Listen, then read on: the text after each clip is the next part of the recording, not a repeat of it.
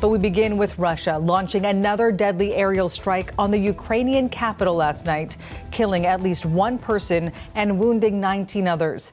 It is the latest in a series of strikes traded between the two nations this weekend, and they come as some of Ukrainian President Zelensky's top advisors gather in Florida for talks with the U.S. about President Donald Trump's proposal to end the war. For more on this, let's bring in journalist Tony Waterman, and she joins us this morning from Washington, D.C. Tony, who is attending these peace talks in Florida, and also what are they hoping to accomplish today? Well, on the U.S. side, these are some of the top officials in the country, including the Secretary of State, Marco Rubio, the President's Special Envoy, Steve Witkoff, and his son-in-law, Jared Kushner. And the focus is really going to be on this peace plan, this originally 28-point peace plan that was seen as very favorable to Russia, partly because it was drafted by Moscow. And in that original plan, it called for Ukraine to cede land beyond the territory that Russia has already conquered. So this would include the entire Donbass region. It would also impose these limits on the size of Ukraine's military, block the country from ever joining NATO, and require Ukraine to hold elections in 100 days. Through these negotiations that we saw take place last weekend in Geneva, this 28-point plan has now been whittled down to a 19-point plan that people say is more balanced. I say people say because the official text has not been released. It has not been leaked to the media. But according to reporting, the requirement that there be a cap on the size of the Ukrainian army now appears to have been removed. There are security guarantees for Ukraine, something that Kyiv had been pushing for quite aggressively. But this meeting is going to come right before Steve Witkoff heads to Russia next week to speak with President Putin directly about these talks as this momentum towards a potential peace deal grows. But as you mentioned, the war is carrying on with these attacks that we've seen overnight. Also, Ukrainian attacks on oil tankers and infrastructure in the Black Sea. Russians' foreign ministry calling that an act of terrorism.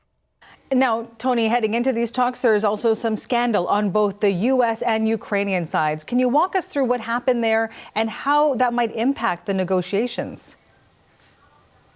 Yeah, you're exactly right. So on the Ukrainian side of things, the major scandal has to do with a corruption scandal. So on Friday, the Ukrainian President Volodymyr Zelensky, his very, very powerful chief of staff, Andriy Yermak, resigned amid this $100 million corruption scandal that has already taken down other top aides within Zelensky's administration.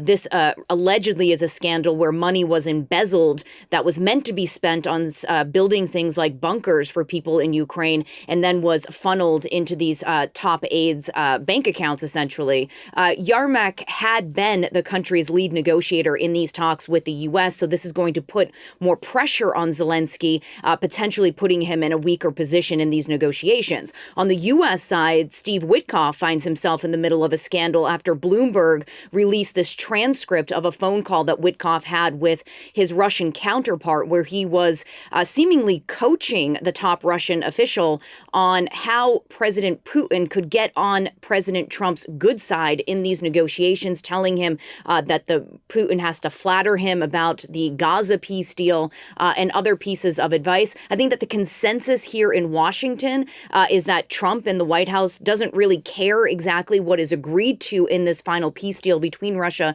and Ukraine, as long as something is agreed to so the president can notch up another win on the diplomatic front. Journalist Tony Waterman in Washington, thanks so much for this.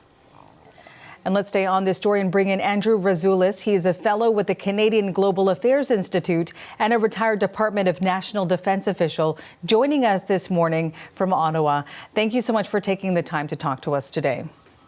Good morning, Maria. So let's talk about the goal of Ukrainian President Zelensky, fleshing out the details of this and the steps that are required to bring about a feasible, dignified end to the war. How high are the stakes today?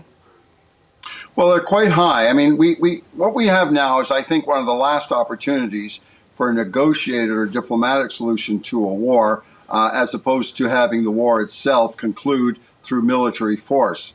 Now, Ukrainians, we have to understand, are negotiating from the weaker position. The Russians have the advantage on the battlefield.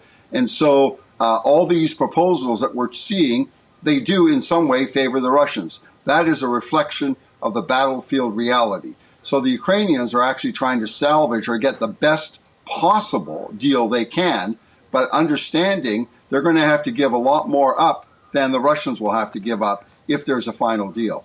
Let's talk about the timing of this, because it is quite a turbulent time politically for Ukraine, particularly Zelensky, dealing with the fallout from that corruption scandal. His chief of staff and key negotiator stepped down on Friday. So what kind of pressure is that now putting on Zelensky in these negotiations?